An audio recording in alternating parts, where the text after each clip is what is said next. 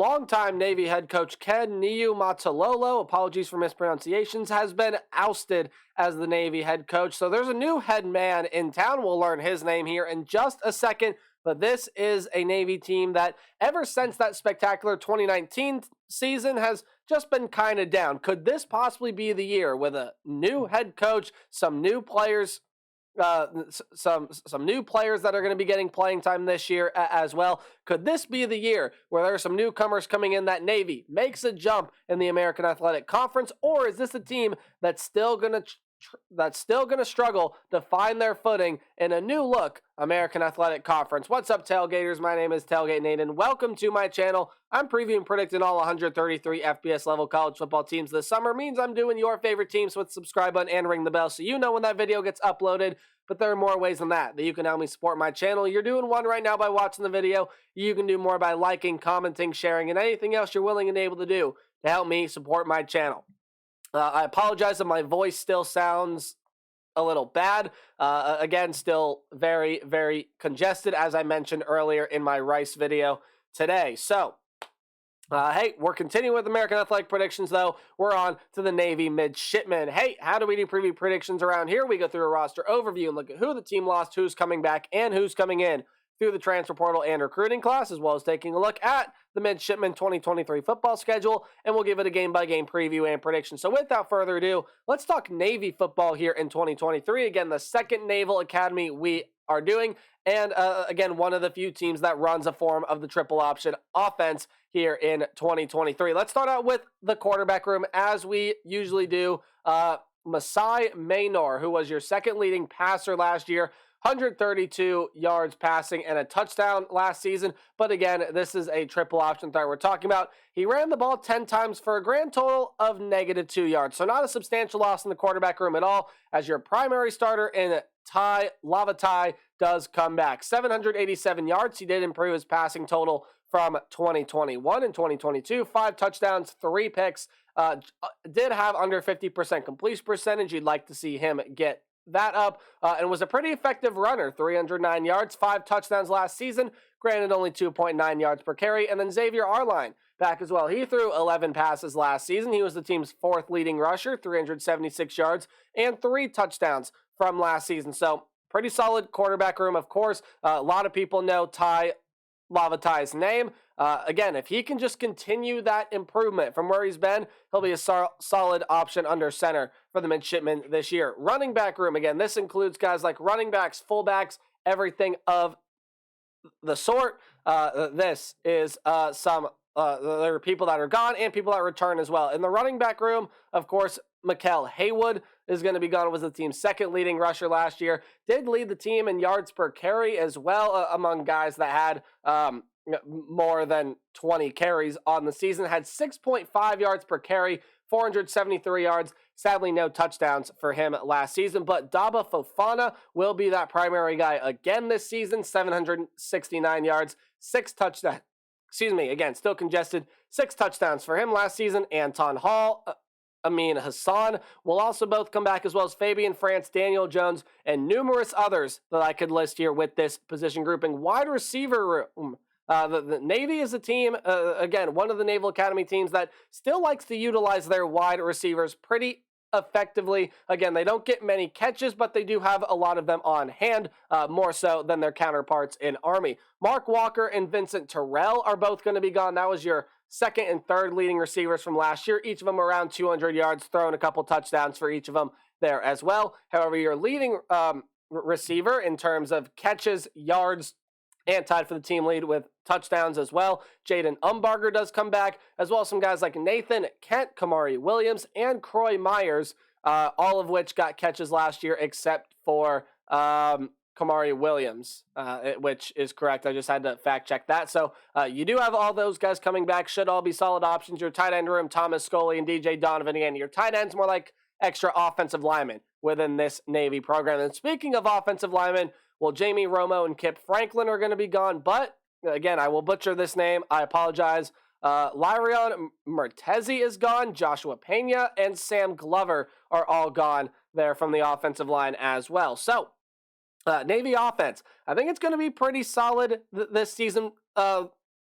But again, it has been atrocious in some seasons past, so definitely a lot of room for improvement here in 2023. Now, defensively, man, does this defense return a lot of talent. When you look at the defensive line players, I mean, list anyone you want. They probably come back for this Navy team. Evan Gibbons was amazing for the team last year at 54 tackles. That's your fifth leading tackler. He was on the defensive line. Your second leading sack man in Jacob Busick. He also comes back, as well as guys like Donald Bernard, Clay Cromwell. Both of those guys come back. They're going to start on this defensive line. And then you return some more guys. Joe Hudson, Justin Reed, and many others that I could name for this defensive front in Navy. Should be a very experienced, very good defensive front for Navy this season. In the linebacker room, okay, this is where you take some hits. John Marshall, your leading tackler and your sack leader last year, 96 tackles, 11 and a half sacks. He is gone. Nicholas Straw had 55 tackles, a sack and a half, 12 passes defended, which led the team, and an interception. He is gone, as well as Tyler Fletcher. He's going to be leaving as well, had 31 tackles, 4 sacks, couple passes defended for him last season. So who does come back? Well, your second leading tackler, Colin Ramos, had 79 tackles, 4 sacks, did have an interception mixed in there from last season as well. Gianni Woodson-Brooks, he'll be coming back, 42 tackles last year, and then Will Harbor comes back as well. And same story with the defensive back room that it is with the defensive line room. Name anyone you want, they probably come back. Ryan Lane was the team's third leading tackler last year, 71 tackles. He comes back. MBT Williams, Elias Larry, Deshaun Peel, Xavier McDonald, Andrew Duhart, among many others, come back for this team. And actually, Larry led the team with interceptions last season with 2 of them. Again, not a defense that generates a lot of turnovers, not a lot of interceptions, but man, can they play some hard-nosed football. Your new head coach in town, I teased it earlier. You're learning his name now if you don't know it already. Brian Newberry, your offensive coordinator, is Grant Chestnut, defensive coordinator in PJ Volker, as we will take a look at the Navy Midshipmen schedule for 2023. Hey, any game that is underlined is going to be a game that Navy has at home. Any game on the road will be in italics or the slanted text. Any game I highlight in green is a game I think Navy will win easily. Any game in yellow is a game where this could be a back and forth toss-up type game, but I still think Navy wins, and red is a loss. And I think you start out your season with a loss against the Notre Dame Fighting Irish. Now, this game is in Ireland, going to be a pretty exciting contest to watch. I feel, again, week 0, kicking off the college football season. And I think Navy is going to be able to give Notre Dame a little bit of a fight in this one, I think, with all the experience that they end up bringing back defensively. But look at what Notre Dame brings in at quarterback. An explosive option in Sam Hartman. He's got some good weapons. A young wide receiver room to work with, but it's got a lot of good talent. And that Notre Dame defense returns quite a bit from last season. While it has some questions, should take some strides this season. I do not see Navy being able to beat Notre Dame. I think they pick up a loss in their first game of the season. However, that should quickly change after the bye week. They get a game against an FCS opponent in Wagner. Again, if that sounds familiar, they also play Rutgers this season. I believe they will lose to both FBS opponents they play. Navy will end up picking up the win there against Wagner. Then you get a very quick turnaround. You got to go on the road, play the Memphis Tigers, and I think Ryan Silverfield's group, while again Silverfield does have some stuff to prove as a head coach, I think Memphis has got one of the best teams in the American Athletic this season. That's a team that can contend for a conference title. Seth Hennigan is amazing at quarterback. He's got a lot of very good weapons around him. Defensively, they should be pretty solid as well. Again, guys, sorry for the sudden pausing. I'm still congested, so I apologize. But going on the road against Memphis, I don't see Navy being able to match up. I just don't see their defense being able to stop that Memphis offense. And again, Navy, that offense has not really been as good. I think Memphis has got some good pieces defensively. They're going to be able to slow that down as well. But Navy gets another bye week here. Again, when you're a team that plays the Army, when you're in the Army-Navy game and you happen to play in week 0, you're going to get a lot of bye weeks